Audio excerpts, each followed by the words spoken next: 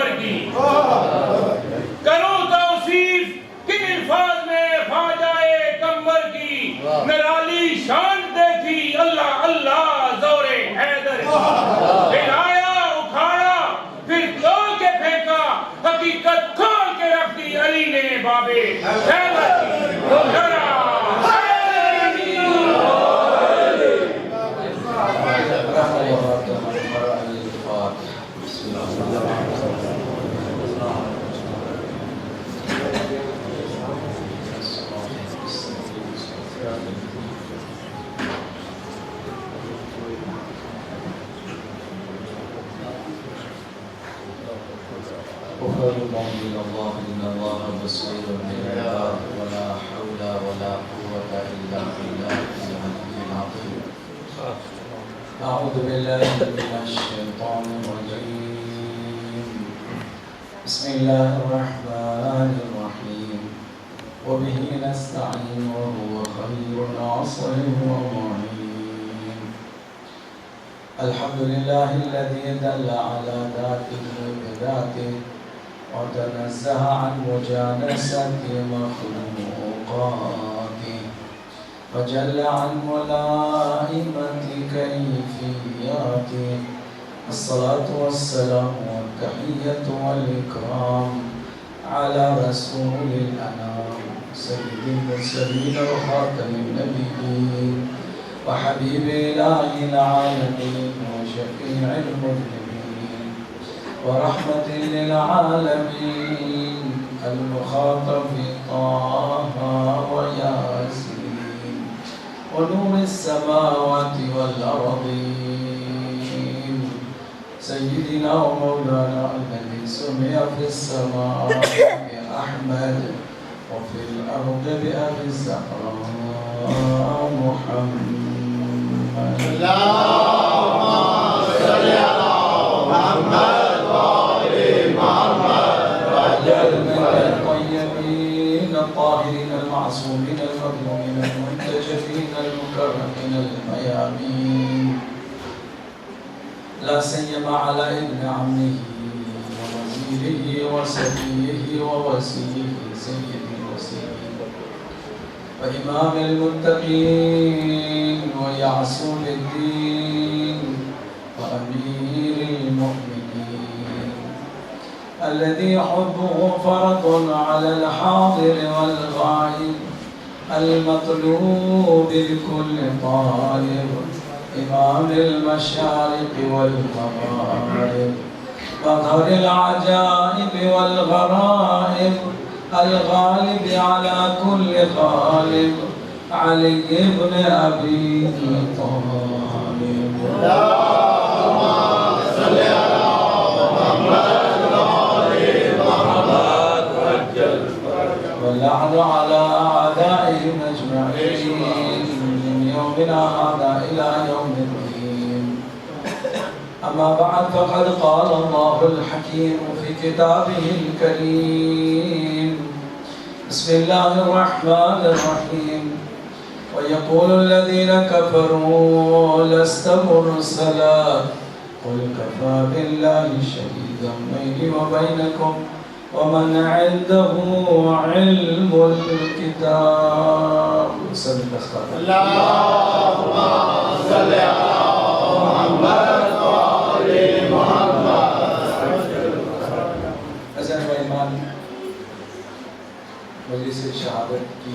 یہ دوسری اہم مجلس ہے. اس سلسلے کو ہم کل کی مجلس سے جوڑنے کے ساتھ ہی آگے بڑھائیں گے. کل ہم نے آپ کی خدمت میں عرض کیا تھا کہ سب سے بڑا ظلم مولا کائنات پر یہ ہوا کہ مولا کائنات کا تقابل صحابیوں سے کرایا جا رہا ہے. کبھی بھی غلاموں کا آقاؤں کے ساتھ تقابل نہیں ہوتا ہے. اور اس کی ہم نے دلیلیں پیش کی اور پھر باقاعدہ ایک علمی اور منطقی فضیلت کے معیار پر گفتگو کو آگے بڑھایا اور بتایا کہ قرآن مجید اور فرقان حمید اور حدیث صحیحہ اور عقل سالم کی روشنی میں فضیلت کا معیار کیا ہے. اگر میں کسی سے افضل ہو سکتا ہوں تو کس بنیاد پر, آپ کسی سے بہتر ہو سکتے ہیں تو کس بنیاد پر. اگر معیار سمجھ میں آ جائے تو پھر جھگڑا ہی ختم ہو جاتا ہے کہ کون کس سے افضل ہے. اس بات کو معیار سے, میزان سے سمجھا جائے.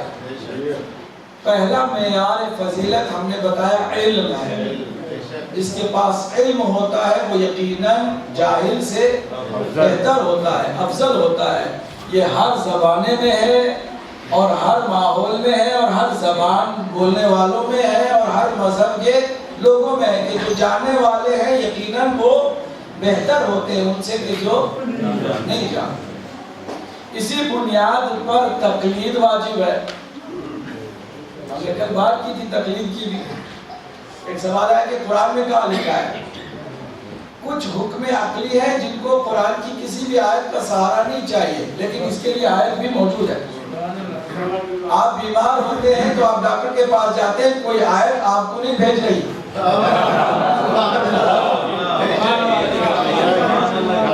کسی آیت کی بنیاد پر آپ نہیں جائے. جب بات نہ مانی ہو تو لوگ کہتے ہیں قرآن میں دکھاؤ کہاں ہے. ایسے پوچھتے ہیں جیسے ساری آیتوں پر عمل کر چکے, بس اب یہ مسئلہ کہتے ہیں.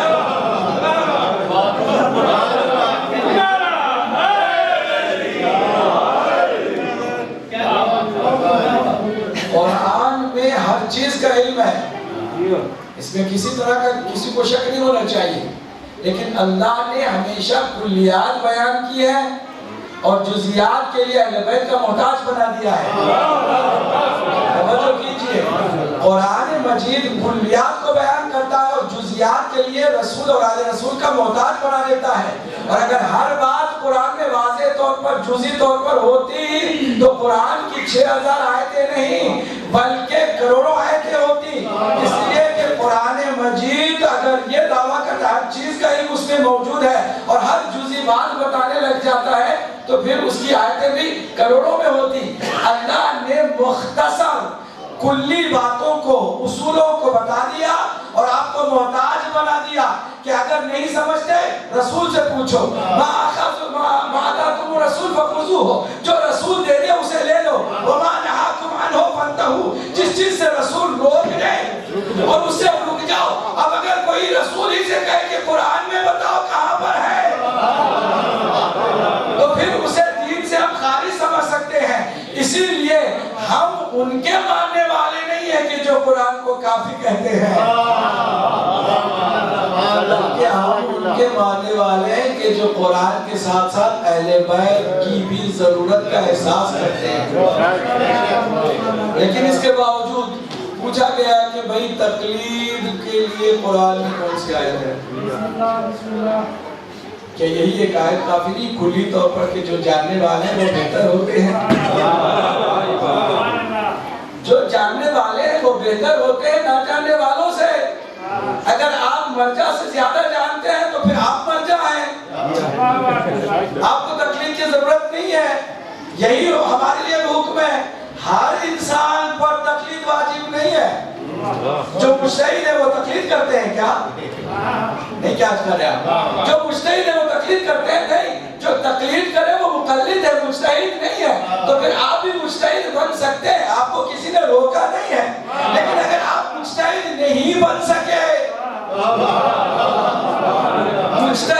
ہو بھی نہ سکے تو پھر آپ کے لیے کوئی اور راستہ نہیں ہے کہ آپ دوسری راستے پر چلے جائیں. دوسرا راستہ کیا؟ کہ احتیاط پر عمل کریں. یہ بھی ایک راستہ ہے. احتیاط پر کیسے عمل کریں؟ آپ کے پاس اتنا زیادہ علم ہو کہ اگر فرض کریں 7-8 مراجع اس وقت موجود ہیں, ہر ایک کا فتویٰ کسی باب میں آپ پڑھیں اور اس کے بعد احتیاط جس میں زیادہ ہے اس پر آپ عمل کریں. آپ کے لیے اور مصیبت ہو جائے گی, کیونکہ جب احتیاط کی طرف آئیں گے نا تو سب سے مشکل راستہ احتیاط کا راستہ ہوتا ہے. تو پھر آپ ہمیشہ پریشان رہیں گے, ڈپریشن کا شکار ہو جائیں گے. آج یہ مسئلہ ہے مثلا چاند کا, فلاں مجتہد کیا کہتا ہے, فلاں مجتہد کیا کہتا ہے, سب آپ اسٹڈی کریں. یہ جو سب سے مشکل ہے اس پر عمل کریں, کیونکہ احتیاط کا راستہ ہمیشہ مشکل کا ہوتا ہے. یہ راستہ بھی آپ نہیں چلنا چاہتے تو سب سے آسان راستہ ہے کہ آپ تقلید کریں. ایک مجتہد جو جامع و شرائط ہے, میں نے کل بتایا نا کہ 13 کنڈیشنز ہیں, ہر کسی کے پیچھے بھی ہم نہیں چلتے ہیں. 13 کنڈیشنز والے کو آپ اپنی تقلید کے لیے مرجع کے طور پر چنیں. اب اس لفظ مرجع کو بھی قرآن سے لیا گیا ہے. اہل بیت اطہار کے ماننے والوں کے لیے فخر ہے کہ ان کا پورا نظام قرآن اور صحیح سنت کے ساتھ ساتھ عقل کے عین مطابق ہوتا ہے. کوئی بھی کام ہمارا عقل کے خلاف نہیں ہوتا, قرآن کے خلاف نہیں ہوتا, سنت صحیحہ کے خلاف نہیں ہوتا. تو یہ جو آیت کریمہ ہے فَلَوْلَا نَفَرَ مِن كُلِّ فِرْقَةٍ طَائِفَةٌ لِيَتَفَقَّهُوا فِي الدِّينِ, کیوں نہیں تم میں سے چند لوگ نکلتے جا کر علم کے دین میں تفقہ کرتے, علم فقہ اور علم اجتہاد سیکھتے, اور سیکھ کر کے لوگ جو یہ کام نہیں کر سکے ہیں ان کو گائیڈ کرتے. فَإِذَا رَجَعُوا إِلَيْهِمْ کا لفظ ہے, جب وہ رجوع کریں تو مرجع کسے کہتے ہیں؟ جس کی طرف لوگ رجوع کرتے ہیں. جب کوئی مسئلہ انہیں نہیں معلوم ہے تو وہ رجوع کرتے ہیں, تو جس کی طرف رجوع کیا جاتا ہے اس کو کہتے ہیں مرجع. ہم رجوع کرنے والے راجع ہیں اور وہ مرجع ہیں جن کی طرف رجوع کیا جاتا ہے. تو یہ قرآن مجید کے اندر آیت موجود ہے. اور یہ تقلید کا مسئلہ بھی امام کی غیبت سے ہی نہیں شروع ہوا ہے, امام زمانہ ہی کے غیبت کے بعد یہ سلسلہ نہیں شروع ہوا ہے. مجھے بتاؤ, آج کمیونیکیشن کا زمانہ ہے نا, سوشل میڈیا ہے, تو آپ واٹس ایپ کے ذریعے سے, وائبر کے ذریعے سے, ٹینگو کے ذریعے سے, نہ جانے کیا کیا اور مسائل آ گئے ہیں. ای میل کے ذریعے سے آپ ایک سوال بھیج سکتے ہیں, وہاں سے جواب آ سکتا ہے. اس زمانے میں کوئی نہیں تھا, رسول اکرم ایک جگہ پر تھے تو دوسری جگہ پر نہیں ہو سکتے تھے. تو جب وہ دوسری جگہ پر رہنے والے مسلمان کسی مسئلے کو پریشان ہو کر جاننا چاہتے تھے تو کون ان کو جواب دیتا؟ صحابہ میں سے کچھ کو مجتہد بناتے تھے. اب یہ بھی بات غلط ہے کہ ہر صحابی مجتہد ہے, نہیں, ہر صحابی مجتہد نہیں ہے. جو مجتہد صحیح معنوں میں صحابیوں میں تھا وہی تھا جو اہل بیت کے ساتھ ساتھ بھی رہا کرتا.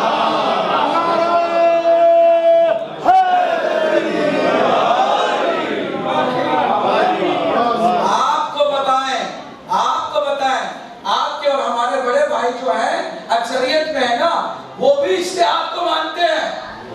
یہ اور بات ہے کہ بہت جلد انہوں نے اجتہاد کا دروازہ بند کر دیا. ہم نے کہا جو کھلا ہوا ہے وہ قیامت تک کھلا رہے گا. تو وہ بعد میں غیبت کبریٰ کے بعد ہمیں زیادہ اس کی ضرورت پڑ گئی, ورنہ اجتہاد تو پہلے بھی تھا. اب مجھے بتائیے, امام مہدی جب آئیں گے تو بھی کیا ہر ایک کا ڈائریکٹ جواب دیں گے یا چند مجتہدین ہوں گے ہر علاقے میں؟ کم از کم میرے مولا کے ظہور کے بعد اس پوری دنیا کی ساری سرحدوں کو ہٹا کر کے مولا 313 اسٹیٹ میں دنیا کو تقسیم کریں گے. کتنے اسٹیٹس؟ 313 اسٹیٹس میں تقسیم کریں گے. ہر اسٹیٹ پر امام کی جانب سے ایک گورنر مقرر ہوگا جو گورنر ہونے کے ساتھ ساتھ مجتہد بھی ہوگا.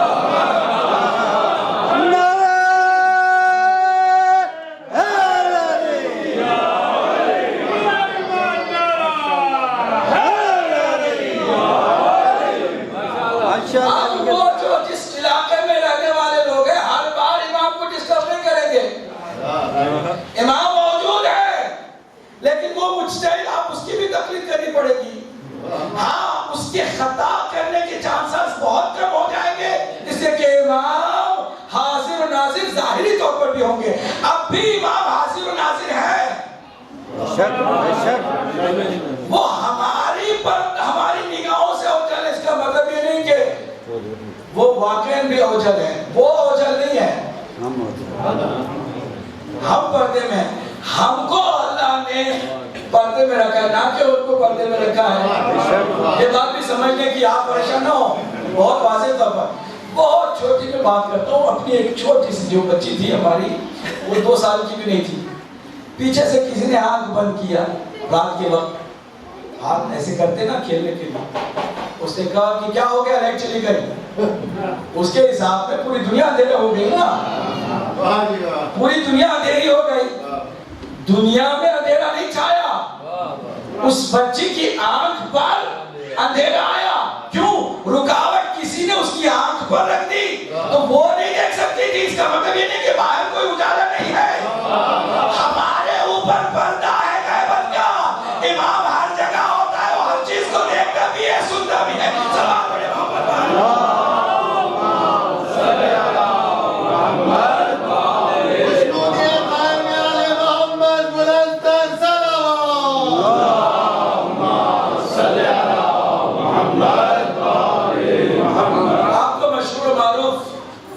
ابھی یاد ہوگا شیخ مفید رضوان اللہ تعالیٰ علیہ، ایک شخص آیا کہ میری بیوی کا انتقال ہو گیا جبکہ وہ حاملہ ہے، کیا کریں؟ بچے کو پیٹ چاک کر کے نکالیا جائے یا ایسے دفن کر دیا جائے؟ انہوں نے کہا کہ اس کو ایسے دفن کر دو۔ تیاری ہو گئی، دفن کا انتظام بھی ہو گیا، قریب تھا کہ اس کو دفن کیا جاتا۔ ایک وجیہ نورانی چہرہ ان کے پاس آیا، اور آنے کے بعد اس نے کہا کہ لوگوں رکو، شیخ مفید نے مجھے بھیجا ہے، فتویٰ یہ نہیں تھا، بلکہ فتویٰ حقیقت میں یہ ہے کہ اس شکم، ماں کی شکم کو چاک کیا جائے، اور اگر بچہ زندہ ہے تو اس کو نکال لیا جائے، پھر اس کو دفن کیا جائے۔ لوگوں نے کہا اچھا تو پھر ہم ایسے ہی کرتے ہیں۔ چنانچہ جب نکالا گیا، بچہ زندہ ملا، سلامت، اور بہت زیادہ انہیں خوشی بھی ہوئی کہ ایک جیتے جاگتے بچے کو ہم نے بچا لیا۔ اور کافی دنوں کے بعد لوگ گئے شیخ مفید کی خدمت میں شکریہ بجا لانے کے لیے۔ آپ نے آخری وقت میں فتویٰ بدل کے ہمارے اس بچے کو زندگی دے دی، ہم آپ کا شکریہ بجا لینے کے لیے آئے ہیں۔ شیخ مفید بہت پریشان ہو گئے، انہوں نے کہا میں نے تو کوئی کسی کو نہیں بھیجا تھا۔ کہا نہیں، ایک آیا تھا جس نے کہا تھا آپ کی طرف سے آیا ہے۔ اب جب کوئی دنیا میں کسی بھی جگہ پر مرجع غلطی بھی کرتا ہے تو امام اس کی جگہ پر آتے ہیں، مسئلے کو حل کرتے ہیں۔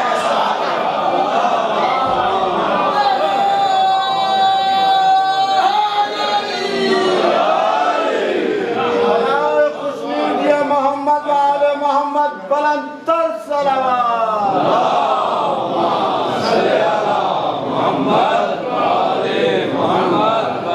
جب سارا واقعہ لوگوں نے بتایا تو انہوں نے اندازہ لگایا کہ کوئی اور نہیں، میرا آقا ہی ہو سکتا ہے۔ پھر اس کے بعد اپنے آپ کو کوسنے لگے کہ تجھے اتنا بھی مسئلے کا پتہ نہیں تھا، تو مجتہد بن گیا، تو مرجع بن گیا، تجھے حق نہیں ہے کوئی فتویٰ دے۔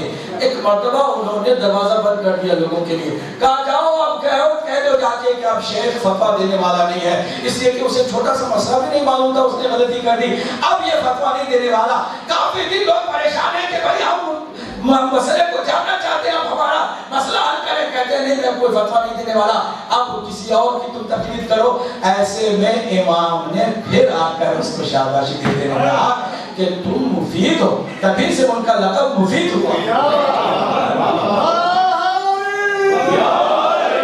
مفید ہو، تم اجتہاد کرو، اپنی کوشش خلوص نیت کے ساتھ جاری رکھو، جہاں غلطی ہوگی ہم ہیں نا تمہارے ساتھ۔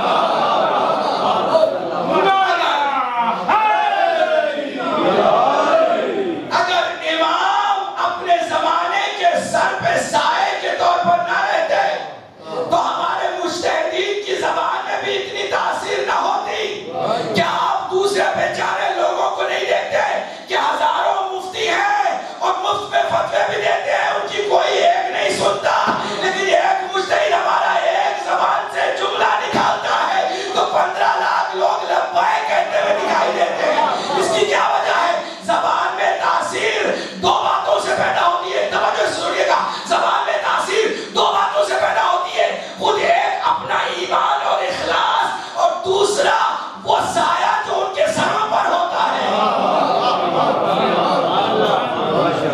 تقلید کے بارے میں کسی کو پریشان ہونے کی ضرورت نہیں ہے.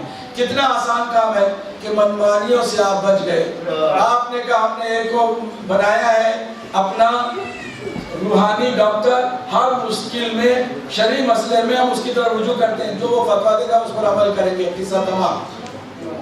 غلطی ہر انسان سے ہو سکتی ہے, کسی بھی مجتہد کو اللہ نے معصوم نہیں کہا ہے, نہ اماموں نے معصوم کہا, لیکن ضرور فرمایا کہ تم پر وہ حجت ہے اور ان پر ہم حجت ہے. اور اگر ہم نائب امام ہی کو ماننے کے لیے تیار نہیں ہے تو امام زمانوں کو خاک مانیں گے.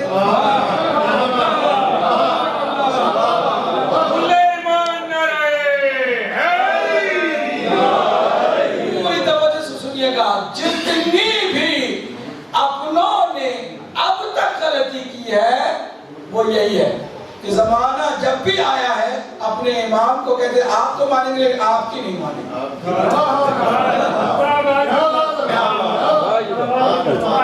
امام ہم جس مولا کی آج مجلس میں بیٹھے ہیں, مولا علی کا جو درد دل تھا کیا تھا, یہی تھا. کہتے تھے کہ ہم آپ کو مانتے ہیں امام, لیکن آپ کی بات نہیں سنتے. امام کہہ رہے ہیں جنگ صفین کے موقع پر اگر تمہیں واقعاً بھی قرآن پر عمل کرنا ہے نا تو میں قرآن ہوں, میں سراپا قرآن ہوں. میری بات سنو, یہ دھوکہ دینے کے لیے قرآن نیزے پہ اٹھا کر آئے ہیں, تمہیں دھوکہ دے رہے ہیں, فریب دے رہے ہیں. تم ان باتوں میں مت آنا کہ قرآن نیزے پہ آ گیا ہے تو ہم لڑیں گے نہیں.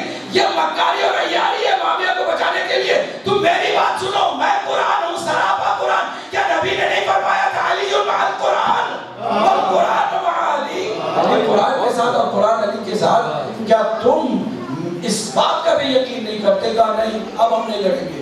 دیکھا نا, یہ کس نے ضد کی تھی؟ علی کے لشکر میں جو رہنے والے تھے, جو کہتے تھے ہم علی والے ہیں, انہوں نے یہ ضد کی تھی نا. بعض باتیں اپنی ہے, بڑی تلخ ہے, لیکن کرنی پڑتی تھا کہ ہم بھی ان جیسے نہ ہو جائیں.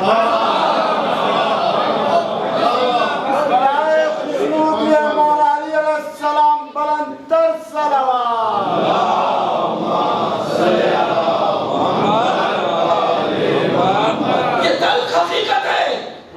حقیقت ہے کہ معاویہ کے لشکر سے خوارج نہیں نکلے, مولا علی کے لشکر سے خارجی مولا علی کے لشکر سے نکلے. مولا کو خلیفہ بھی مانتے تھے لیکن مولا کی بات نہیں سنتے. یہاں تک کہ جب ضد کی, امام نے کہا پھر جنگ کرو, تو میری بات ہی نہیں سنتے تو پھر کس کے ساتھ ہم جنگ کریں. ختم ہو گئی بات. دوسرے مرحلے میں کہا کہ اب حکم ہوگا قرآن کے مطابق, ایک ادھر سے ایک ادھر سے. معاویہ کو تو اختیار ہے کہ سب سے چالاک, سب سے مکار انسان عمرو بن عاص کو اپنی طرف سے نمائندہ بنا دے. کتنا دل میں مولا کا دکھا ہوگا جب مولا کہہ رہے ہیں مالک اشتر میری طرف سے. لوگوں نے کہا نہیں ہم نہیں مانتے. کس نے کہا نہیں مانتے؟ مولا نے کہ اشتر والے. کتنا دل میرے مولا کا خون ہوا ہوگا, کہہ رہے مالک اشتر میری طرف سے نمائندہ ہوگا. لوگ کہہ رہے نہیں, ہم کو تو ابو موسیٰ اشعری پسند ہے. یہی وہ خارجیت ہے جو اس دور میں کہتی ہے ہم امام زمانہ کو مانتے ہیں لیکن مرجع کو نہیں مانتے. حزب فقط حزب الہی, حزب فقط حزب الہی, سید کے فرمان پر, سید کے فرمان پر نعرہ حیدری. منمانی کس نے کی ہے؟ ہمیشہ پہلے امام سے لے کے آخری امام. امام جس کو بنا لے ہم نہیں مانتے. ابو موسیٰ اشعری جیسے جاہل, نادان, سیدھے سادے احمق کو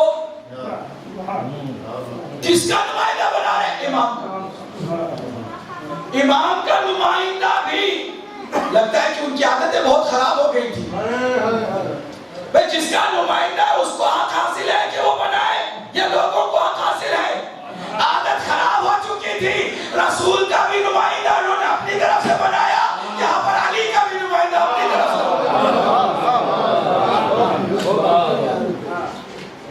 یہ خون دل ہے. اس لیے اس دور میں امتحان کی منزل ہے, کوئی بھی مرجعیت کے خلاف زبان نہ دراز کرے, کیونکہ یہی وہ امتحان کی منزل ہے. اس امتحان میں اگر ہم فیل ہو گئے نا, کبھی بھی اللہ معاف نہیں کرے گا, رسول معاف نہیں کرے گی, امام زمانہ معاف نہیں کرے گا. کیا بگاڑا کسی مرجع کا کہ مرجعیت کے خلاف لعنتیں کرتے رہے, سوائے اسرائیلی ایجنڈے کے مطابق اس کو خوش کرنے کے. کیا اس میں راز ہے کہ ایک بیچارے عبادت میں مصروف اپنی جگہ پر دعائیں دیتے ہیں اور ان کے خلاف آپ یہاں پر بیٹھ کے نعوذ باللہ طرح طرح کی گالیاں ہوتی. آپ سوچ سکتے ہیں کتنا بڑا گناہ کر رہے ہیں. وہی خارجی ہے, مولا علی کی بات نہیں سنتے تھے, کہتے تھے ہم آپ کو مانتے.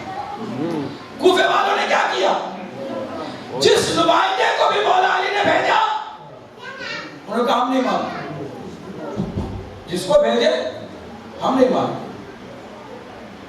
آپ اندازہ لگائیں, یہاں تک کہ خود مولا کو مدینہ چھوڑ کے کوفہ آنا پڑا. کیوں کہ تم بار بار یہ بہانہ کر رہے ہو نا, ہم علی کو تو مانتے لیکن علی کے نمائندے کو نہیں مانتے. اب میں خود آ گیا, دیکھو مجھے کیسے مانتے ہو, علی کو بھی نہیں مانتا.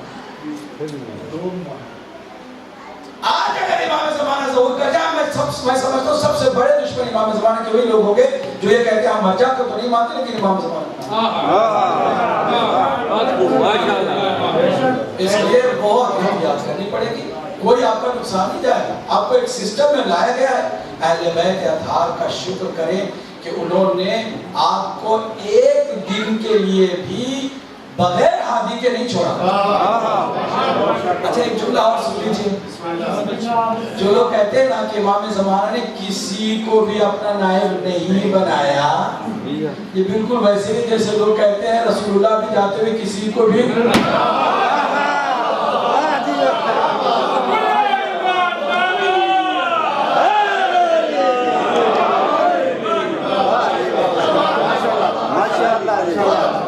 اللہ کے رسول نے بھی کسی کو نہیں بولا.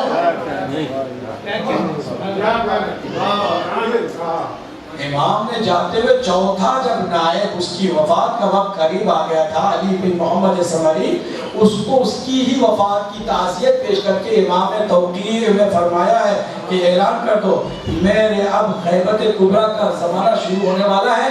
اب میں ایک ایک آدمی کو اپوائنٹ نہیں کروں گا بلکہ ایک اصول دے دوں گا, اصول کے مطابق مرجع جو من کان من الفقہاء, فقہاء میں سے جو ایسا ہوگا جو ان شرائط کے مطابق ہوگا. کون کہ جو دین کو سمجھتا ہوگا, دنیا داری سے بیزار ہوگا, ہماری حدیثوں کو اچھی طرح سے جانتا ہوگا, اور جو حلال زادہ ہوگا, متقی پرہیزگار ہوگا, عادل ہوگا, اس کی طرف تم رجوع کرو.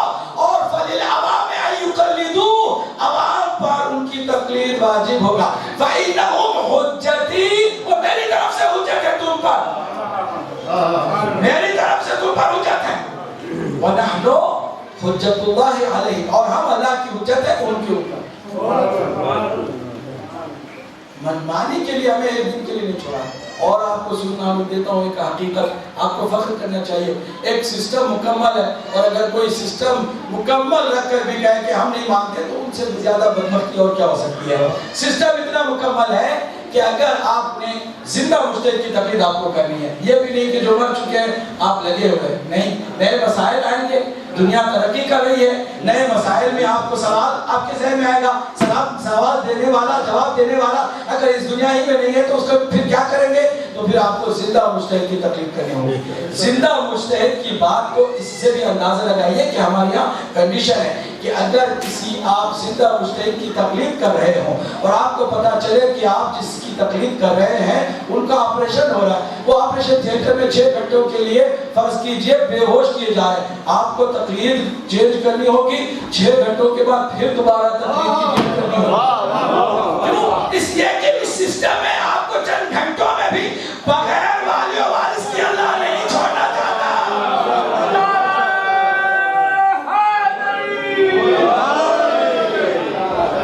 آپ کو چند گھنٹوں کے لیے بھی اللہ بغیر والی و وارث کے نہیں چھوڑنا چاہتا. آپ اور ہم اس امتحان سے گزرے تقلید کے معاملے میں کوئی بحث نہ ہو، بلکہ کہیں کہ جس مرجع کی جو کوالیفائڈ مرجع ہے وہ مرجع نہیں کہ جس کو انٹروڈکشن امریکہ کرائے. یہ بھی پرابلم ہے نا. پیرالل انہوں نے دیکھا کہ جب مرجعیت ہی ان کے دلوں میں گھسی ہوئی ہے تو ہم ایسا کرتے ہیں، مرجعیت کو مٹا نہیں سکتے تو ایک مرجع کے مقابلے میں مرجع اپنی طرف سے بنا دیتے ہیں. اب جس مرجع کو BBC تعریف کر کے CNN تعریف کر کے بتائے اس کے پیچھے مت جانا. مرجع کو دیکھنا ہو تو یا نجات کی طرف رخ کرنا یا قوم کی طرف. کوئی مجتہد نیو یارک میں، تل ابیب میں، لندن میں نہیں بنتا. محمد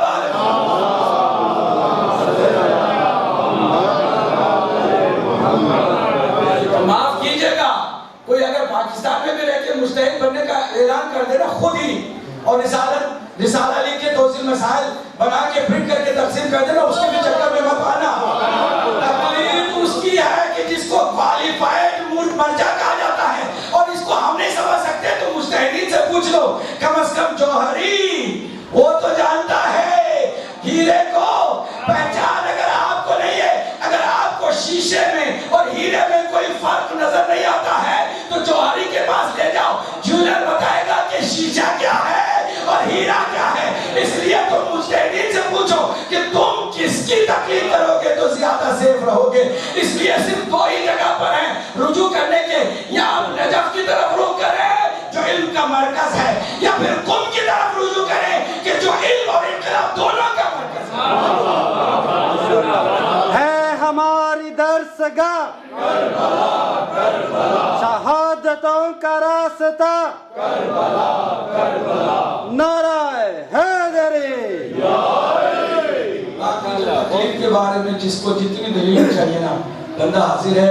انشاءاللہ آپ کی خدمت میں ہم بھرپور دلیلیں، قرآن کی اور بھی بہت ساری آیات ہیں جو کلیات کے طور پر تقلید کی ضرورت کو ویسے عقل بھی ہماری کہتی ہے، کامن سینس کی بات ہے، کوئی اور دلیل نہ ہوتی تو بھی تقلید ہمیں کرنا تھا. اگر کسی کو چاہے تو ہم بھرپور دیں گے. کسی کو بھی کسی طرح کی تشنگی انشاءاللہ نہیں رہ جائے گی. اب اگر اس بات کو سمجھیں گے تو میں سمجھتا ہوں بہت سارے مسئلے خود بخود حل ہو جائیں گے. نماز کیسے پڑھنی چاہیے، جس مرجع آپ کی تقلید کرتے ہو پوچھ لو، مسئلہ پرابلم ہی نہیں. ابھی بیٹھ کے بحث کرنے لگے، بحث کیوں کرنے لگے؟ ہم نے مرجع کی طرف رجوع کرو، جو کہے وہ کرے. البتہ کوالیفائڈ مرجع جو میں نے بتایا نا، کوالیفائڈ. اب آپ آتے ہوئے ایک سوال نے مجھے مجبور کر دیا، ورنہ میں آج جو سوچ کے آیا تھا اسی کل کی گفتگو کو آگے بڑھانے کے لیے. فضیلت کا معیار سب سے پہلے کیا ہے؟ کہیے نا، علم. دوسرا معیار ایمان. اگر کوئی کسی سے افضل ہو سکتا ہے تو ایمان کی بلبوتے ہو سکتا ہے. قرآن مجید فرماتا ہے افمن کان مؤمنا کمن کان فاسقا لا یستوون. کیا کوئی مومن فاسق کے برابر ہے؟ نہیں. تو فضیلت کس کو حاصل ہے؟ مومن کو حاصل. ایمان جس کے پاس ہوگا وہ اس سے زیادہ بہتر ہے کہ جس کے پاس ایمان نہیں ہے. ایمان کے لفظ کو بھی لوگوں نے اتنا سستا اور آسان کر دیا اور ہلکا کر دیا کہ گنڈے بھی جب جمع ہوتے نا تو کہتے ہمارے درمیان میں ایمانداری ہونی چاہیے.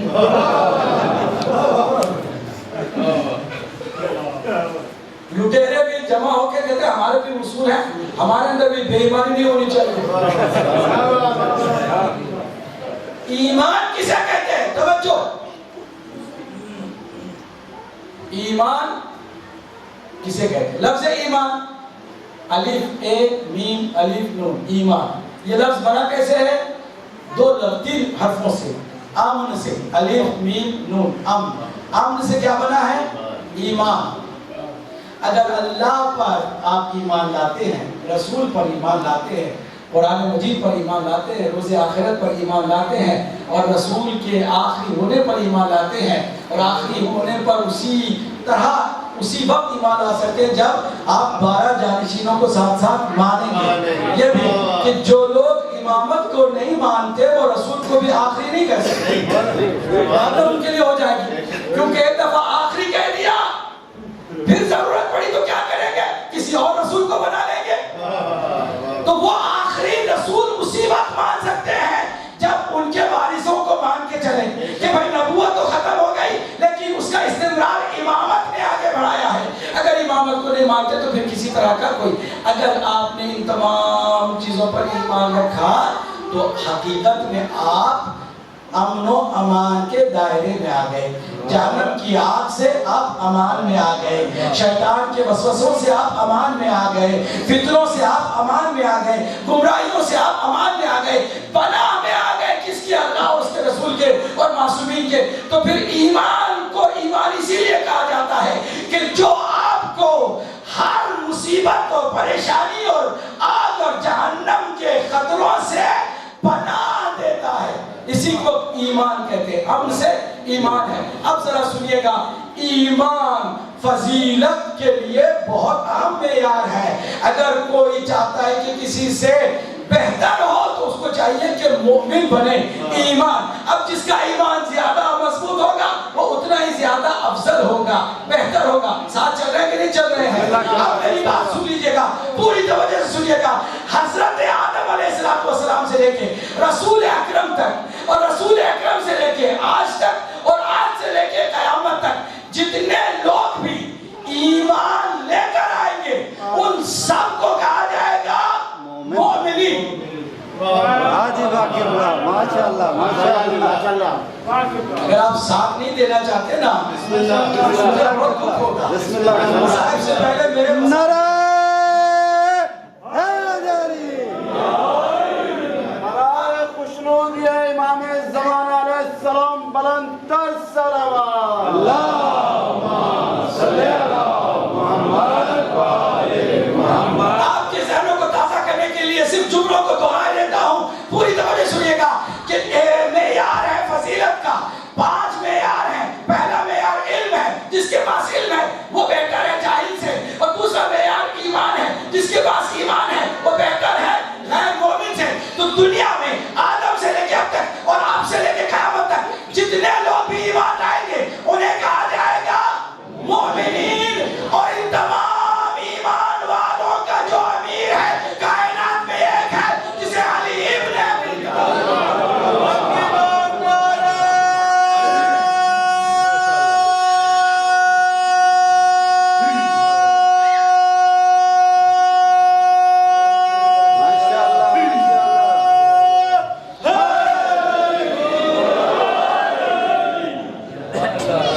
امیر المومنین. صرف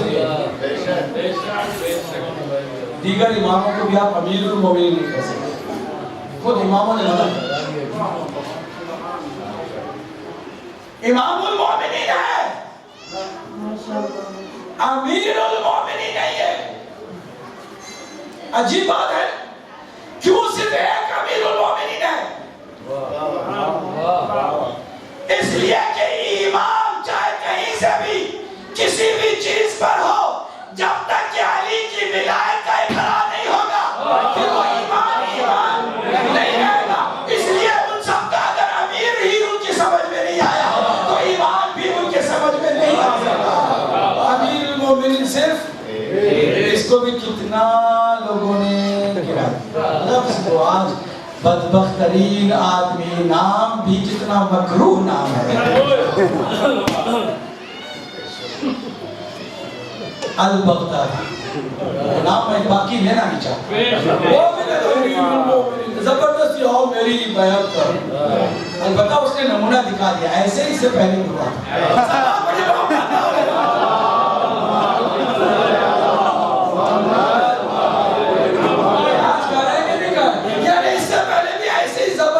لوگوں سے بیعتیں لی تھی, میں بھی زبردستی لے رہا ہوں. میں کوئی نیا کھیل نہیں کر رہا ہوں, کوئی کھیل جو پرانا ہے. تو اندازہ لگے زبردستی کسی کو کہہ کے بیعت کرو. ابھی مسلم کے جتنے بھی عیسائی بیچاروں کو کہا ہے یا مسلمان ہو جاؤ, زبردستی. وہ اسلام کی جو تلوار کے بلبوتے پر پھیلا وہ عمری اسلام ہے, سقیفہ اسلام ہے. جو اسلام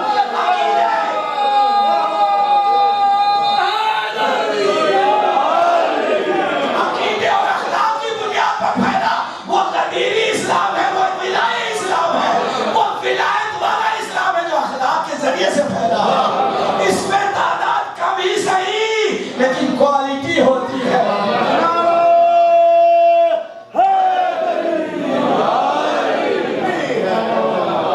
کہتے یا مسلمان ہو جاؤ یا پھر جزیہ دے. وہ بیچارے پریشان ہیں یار, اس سے پہلے ایسا کوئی نہیں تھا, ان کو نہیں پتا. وہ بھی اگر مکے مدینے میں ہوتے تو ایسے ہی ہوتا ہے. ماشاءاللہ. دین میں کہیں جبر کیا ہے, لا اکراہ فی الدین, دین میں کوئی جبر نہیں. زبردستی تم مسلمان بنا بھی لوگے تو تمہیں کوسیں گے. ایک وجہ پورے ایران میں مسلمان زبردستی ان کو بنایا گیا. شروع میں جس نے بنایا اس کا تو کلمہ پڑھنا چاہیے تھا نا. سب سے زیادہ لعنت وہی قوم کرتی ہے. کیوں بھائی؟ جس کی وجہ سے تم مسلمان بنے, کہتے ہیں زبردستی مسلمان بنے, لیکن جب حقیقت نور ہمیں ملا تو والی والوں سے ملا. اس لیے جو دشمن علی ہوگا اس پر لعنت ہوگی, جو دوستان علی ہوگا اس پر درود ہوگا. محمد آل محمد بلندر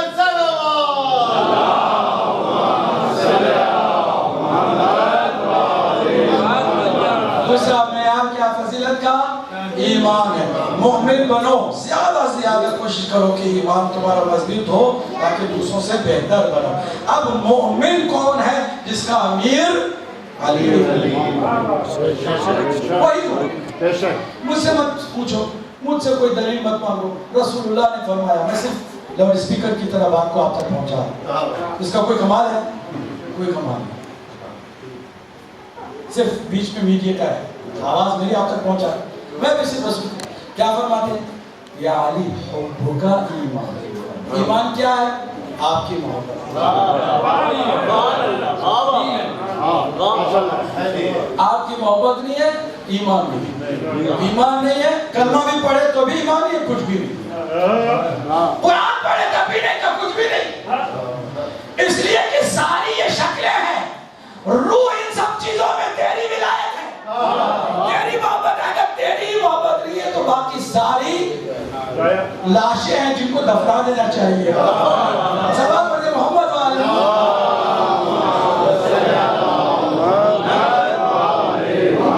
کیونکہ آج کے بعد کوئی اور مجلس نہیں ہے, پانچوں معیار مجھے بتانا ضروری ہو گیا. اس لیے آپ توجہ دیں گے انشاءاللہ تو ہم پانچوں معیار کی طرف جائیں گے. دوسرا معیار ہے ایمان. اب ذرا سنیے گا کیوں سرکار دو عالم نے مولا علی کو کل ایمان. جانتے ہیں اس کا کیا مطلب ہوا کل ایمان کا؟ آج تک جتنے مومن ہوئے, قیامت تک جتنے مومن ہونے والے ہیں, ان سب کا ایمان ایک طرف رکھو, دوسری طرف ایک شخص ہے, ایک شخص ہے کہ جو تمام کائنات کے مومنوں پر بھاری ہے, وہ ایک, وہی کل ایمان ہے. تمام مومنوں کا ایمان ایک طرف, مولا کائنات ایک طرف. کیوں؟ وہ کل ایمان ہے. سب کو جز جز ملا ہے. سمجھو ہے نا. کب کا سب شیعہ سنی سب نے لکھا ہے کہ حضور نے فرمایا. البتہ اس کی جو تعبیر کی ہے نا, ہر کسی نے اپنے انداز میں کی ہے. حضور نے فرمایا خندق کے موقع پر جب وہ للکارتا ہوا اور وہ بہت زیادہ رجس بڑھتا ہوا آ گیا, کون؟ جس کا نام عمرو بن عبد الود ہے, اور بہت بڑی خندق کو پھان کر کے آ گیا, اور اس نے آ کر کے عجیب و غریب باتیں کر ڈالی. ایسی عجیب و غریب باتیں کی کہ جو اخلاق حسنہ کا علم بردار ہے, وہ جو خلیق ہے, خلیق جس کو اللہ نے فرمایا انک لعلی خلق عظیم. اے حبیب آپ تو اخلاق کے آخری درجے پر, عظیم درجے پر فائز ہیں. اس نے بھی کہہ دیا من لہذا القلب, کون ہے جو اس کتے کا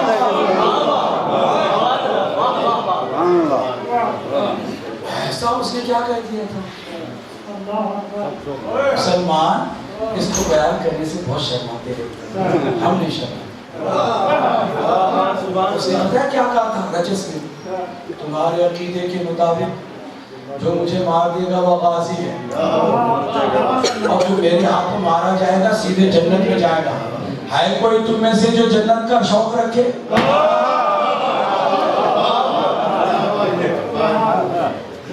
اب جنت کون دے رہا ہے؟ کل کفر, وہ دے رہا ہے جنت.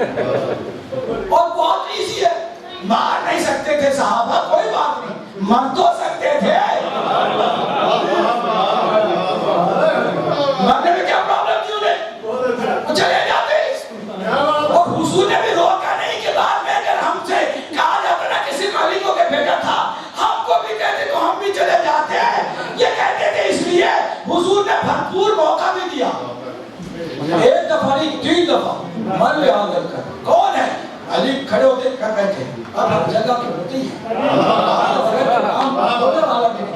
کبھی دیتے ہیں نا موقع, بڑے سرما نظر آتے ہیں. اٹھے کوئی ہے؟ کچھ لوگوں کے تو پیجامے گیلے ہو گئے تھے. خالی اس تصور سے کہ کہیں حضور واجب کر کے مجھے انگلی کر کے نہ کہتے کہ تم کو جانا پڑے گا.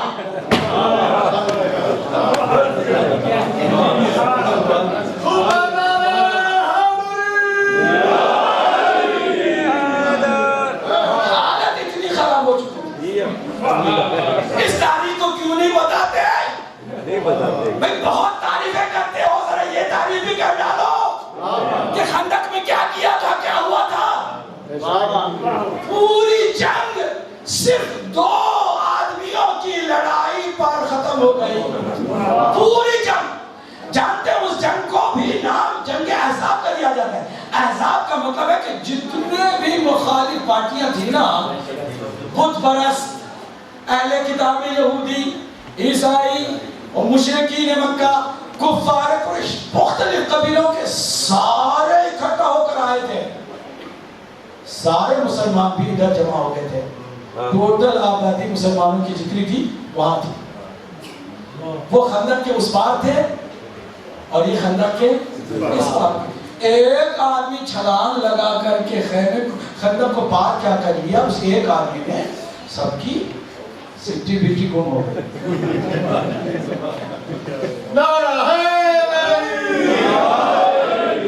اب آپ مجھے بتا